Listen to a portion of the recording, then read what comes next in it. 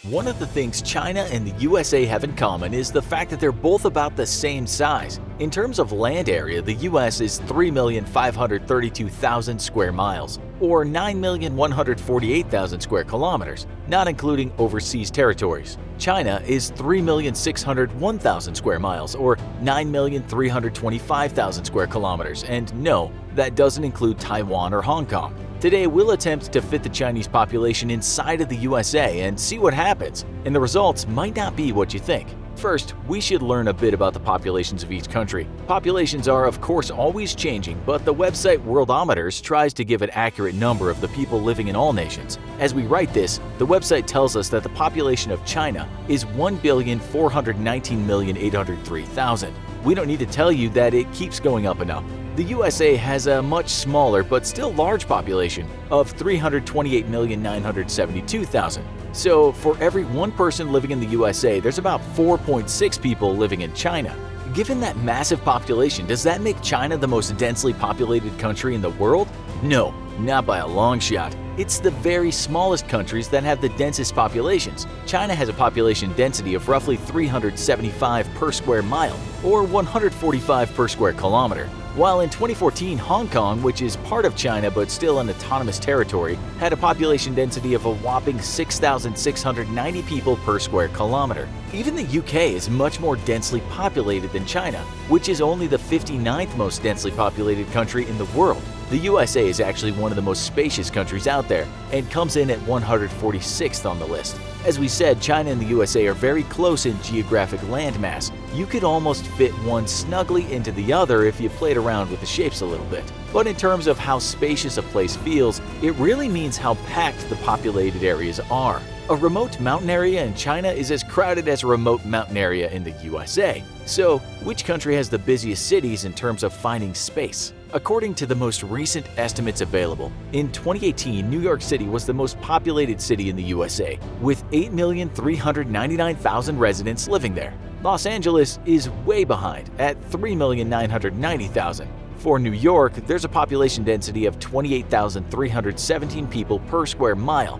That makes it the most cramped city in the USA. LA only has 8,484 people per square mile. Shanghai has a much larger population of 26,316,000. But is it more cramped than New York City? Actually, it isn't. Shanghai has a population density of only around 11,000 people per square mile, so New Yorkers would actually feel like they had more space if they were living in Shanghai, while Shanghai residents might consider New York City to be a bit cramped for their tastes. Most sources consider Manila in the Philippines to be the world's most densely populated city, with 107,561 people for every square mile, while others say it's actually Dhaka, Bangladesh. Shanghai, by the way, is 2,448 square miles in area, or 6,341 square kilometers. New York City is much smaller, at only 468.48 square miles, or 1,213 square kilometers. These are each country's biggest cities in terms of population, but there is a long list of Chinese cities with populations bigger than New York.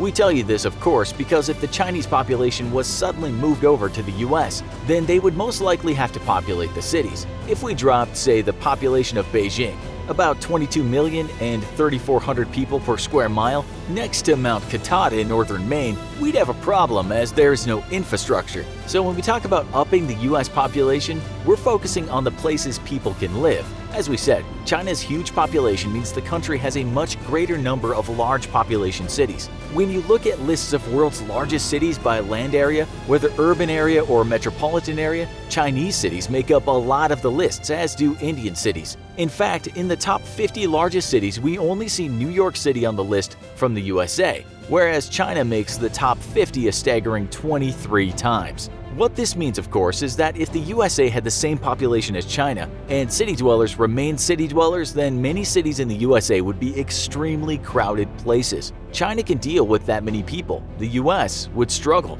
Okay, so what would the consequences be of this population explosion? Well, if it happened at once, say by magic, all hell would break loose. If the population was the same ratio of children to adults, there'd be too many children to feed and too many adults for jobs, not to mention a lot of houses with too few beds. Could this happen? Obviously not, but if it ever could, it would have to mean something happened which resulted in a huge migration to the USA. We might have to invoke alien attack here because we don't feel this could be anything but science fiction. According to the IMF's World Economic Outlook database, the nominal GDP for the USA in 2018 was the highest in the world at $19.39 trillion. China was $12.01 trillion. If we look at this in very simplistic terms, it should mean there's enough cash in the USA to feed a population that was the same as China's. Although massive changes in the allocation of funds, new taxes, and changes to monetary policy would have to happen. Still, there's little doubt this new population could eat. It would just mean some growing pains for a while. Let's say things were straightened relatively quickly thanks to American ingenuity. There would still be too many people filling cities that once had far fewer people. There would have to be a drastic expansion, and that would mean spending an incredible amount of money on infrastructure. But given the USA's incredibly high defense budget, which could be slashed, and so many billionaires ready to be taxed, we think that this could be done without a total catastrophe. Things would be tough at first, and no doubt a lot of the population would be up in arms, but once they knew they had no choice, they'd deal with it. In our sci-fi, hypothetical, crowded America, we're assuming people of the world, for the most part, would be willing to collaborate to build a bigger, better America. One of the very real problems with this influx of new folks would be the degradation of natural spaces and depletion of resources. As Jared Diamond points out in his very real book, Collapse, parts of the USA are already suffering from the overconsumption of natural resources and the negative effect this is causing on the environment. More people means more pollution. It means more polluting industries, more cars, more houses, more degradation of farmland. There would no doubt be some scarcity. Fish-depleted rivers would need to be filled. People might even have to learn how to be more self-sustainable. People would also have to put their trust in the government, and a whole group of roundtable experts would have to get busy coming up with ways to accommodate these new folks without taking the USA to the brink of collapse. Diamond points out that societies have completely disappeared in the past because there just wasn't enough resources to accommodate a growing number of people. But the point he makes is that collapse in hindsight was probably always avoidable had those societies been savvier about overconsumption and the sustainability of natural resources. Some societies chopped down all their forests in part so they could build monuments to show how strong they were. Bad move. In the new US, people would care less about what they had. There would be less conspicuous consumption and more people would embrace a kind of communitarian life. No, that doesn't mean communism, it means working together for the greater good. There would have to be a profound change in habits and some great innovations. Let's just say because of these A-teams of innovators and a public willing to make profound lifestyle changes, the plan came together. Would a more crowded America sink into poverty? We think the answer is no, not at all. More people means more brains, more innovation, and you work with what you got. Sure, parts of America that have been historically underpopulated would have more people, but those people could and would be useful. We call this sci-fi situation the Great Expansion, and it wouldn't be that different from the expansion America saw in the 19th century when wagon trains, many full of immigrants, went west to stake claims in new territory. It could be a catalyst that made people think more about the environment and act in a way that aligns with human progress and happiness. America would deal with the Great Expansion, but modern Americans, like their hardworking forefathers, would learn to find greatness as the country builds a new frontier. Or do you disagree? Would the overpopulation cause groups becoming more insular and lead to war, disease, and famine? Tell us what you think in the comments. Also, be sure to check out our other episode, Japan's Population Problem. Thanks for watching, and as always, don't forget to like, share, and subscribe. See you next time.